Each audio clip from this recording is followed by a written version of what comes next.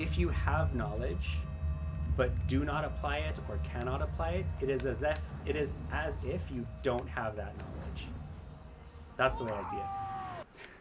Right, never stop learning, but so I always say never stop learning, right? But what I've learned and what I've been taught, and this is partially from my religion, so I know Hyan's going to disagree, is what you learn needs to be practical. Um, right? I'm not learning theology for fun, right? I'm learning it so that I understand how one way in which the world works, right? And I can use that to change my behavior, right? I don't think learning for the sake of learning, and this is going to contradict everything that I said on TikTok so far, I don't think learning for the sake of learning is useful. I think learning for the sake of use is useful. Learning critical race theory and economics and all the stuff that I talk about on TikTok, politics and all that, that's useful because that changes how I interact with people. I use that every single day, right? But learning how to fix a toilet when you will never, ever, ever fix a toilet, that kind of sucks. Right? Because fixing a toilet is not easy and it's not fun. You never know what will be useful. Hyan, do you agree or do you disagree that learning things that are not useful is not useful? Because you've typed both things. I want all the knowledge, yes. But knowledge for the sake of knowledge is just... I've met people who are knowledge for the sake of knowledge people, and I hate them so much. I hate them so much. Well, I somewhat disagree because knowledge being applied is understanding and wisdom, right? So I'm coming from the belief, and again, this is also from my religion. This comes from Jafar as-Sadiq, who's like a very prolific writer. If you look at the 5 main schools of thought for Islam in general, he's responsible for like 3 of them. So he's super smart dude. Unlike me jumping off that cliff. He said that if you learn something, or if you know something, and you don't apply it, it is as if you don't know it at all. That's another one. And that's how I'm coming into this conversation. If you have knowledge, but do not apply it or cannot apply it, it is as if you don't have that knowledge. That's the way I see it. If I know how to install a toilet, I've already installed like 4 toilets, so I'm good. It's useful knowledge, right? But if I'm renting for the rest of my life, then it stops being useful knowledge. I'm gonna see if I can slide down the wall from this plate instead of... Did I get it? Wait, did I get it? Ah, cool, it worked. Okay, which way am I going? Please don't say up. No, I don't want to go up. I don't want to go up. I want to go this way. But if I understand how a toilet is installed and works, I might be able to apply that if something breaks. Right. So we're still focusing on the application of knowledge, because learning how to install a toilet also teaches you how a toilet works, right?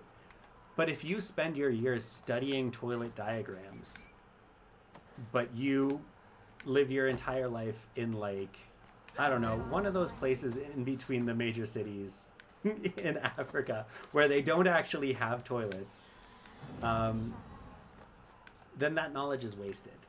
And it is the same, practically speaking, as if you don't know how toilets work. And this is the beef that I have with a lot of TikTok commenters and internet people as well, is like they read the theory of how the economy works, but then they believe, or their practice is just assuming that consumers are frictionless spheres. And I'm like, okay, if you cannot apply this knowledge, it is the same as you not having the knowledge at all. You can read all the economy books you want, but if you don't know how people work in an economy, it is as if you don't know how an economy works, no matter what book you read. Philosophically, how do you know that you will never use that info? I don't, right? Which is why learning by doing is so useful. Yes, the infamous toilet monks, where they think about toilets all day. You laugh. You laugh. But outside of the toilet examples, there are plenty of people like those internet economists or the cryptocurrency bros who just sit there and think about stuff in theory and talk about stuff in theory and don't have any knowledge of how things actually work. and don't have any use for that knowledge, right? At least Alfred, I don't know if Alfred is still here. At least Alfred is able to share his Halo knowledge, and it changes how he plays the game. And it changes how he interacts with other people, and it changes how he shares things online, right? It seems like useless knowledge on the surface, but it's very useful knowledge because he uses it. Over 1 billion people don't have access to toilets. Yes, but I didn't want to pinpoint a specific country and stereotype them as not having toilets, because people ascribe their value judgments to not having toilets as well. So I wanted to use an example of a place where I've been and confirmed that they don't have toilets.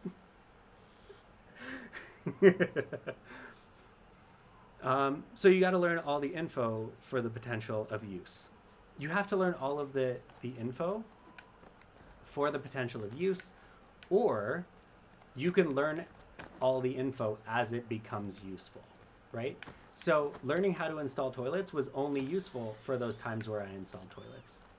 It will never be useful ever again if the economy stays the way it is. Can you believe that the song that I had stuck in my head 4 streams ago is still stuck in my head and I haven't listened to it yet? Yeah,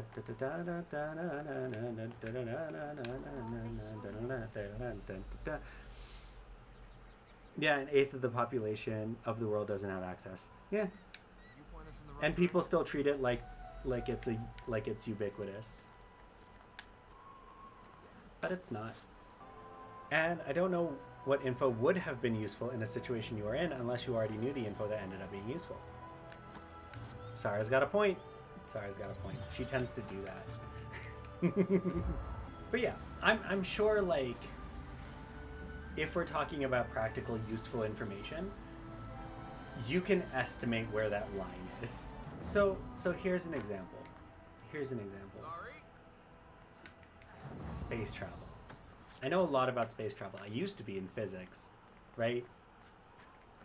You can tell, because I'm very smart and I know math. So I've learned a lot about space and what to do in space and the protocols that are in space, knowing full well that in my lifetime I will not be allowed to go to space, because all of that current and future noted health requirements, I cannot go to space. What is hero request? Hero request is I change the skin of the character that I'm using, and you get to pick which skin. So right now I'm using the Altair ibn Lahad skin, because he's a Smiley and I like representation. No, what? Oh, that door, okay. But we can change to the prince, the actual prince skin, or a different prince skin. I don't know, there's 3 options. Let's go take a look. Which means that even the useless info becomes useful because you are using it to figure out which future information is useless. In theory. But what if something happens here on Earth, like a terrible thing that makes the outside toxic? Then I feel like you have information that becomes useful. Right. So the issue that I'm having here is that it's theoretical, right? I'm talking about the bare bonesiest of practical knowledge. The knowledge that you literally use, and it's not going to stand up to theoretical stuff, because that's just not how it works. We're talking about the capital H truth over here. So you can say whatever theoretical thing you want to say. This idea of practical knowledge is not going to hold up to that, because that's just not how that works. So you can make the argument that information could be practical in this scenario, or information could be practical in that scenario, and my only argument is that it's not, because it hasn't been. If that thing happens, it's too late. What about knowledge? What of knowledge you act as a means to transfer it to others without practical use? I would consider the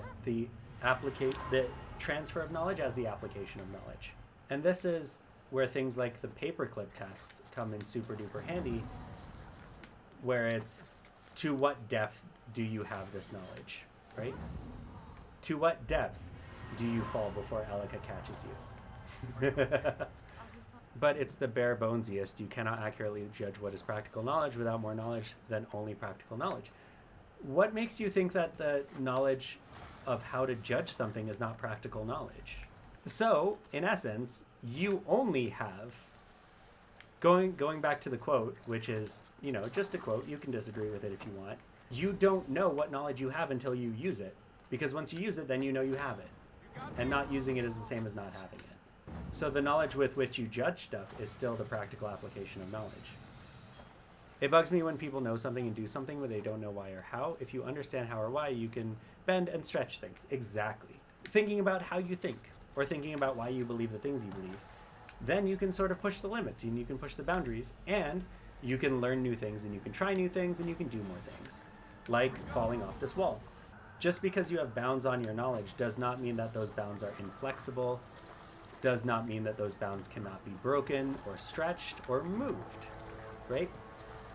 But in order to do that, you also need to understand what the bounds are. You keep saying if you move quickly, you can prevent the enemy from spawning, but I would consider that non-practical knowledge because it has yet to happen.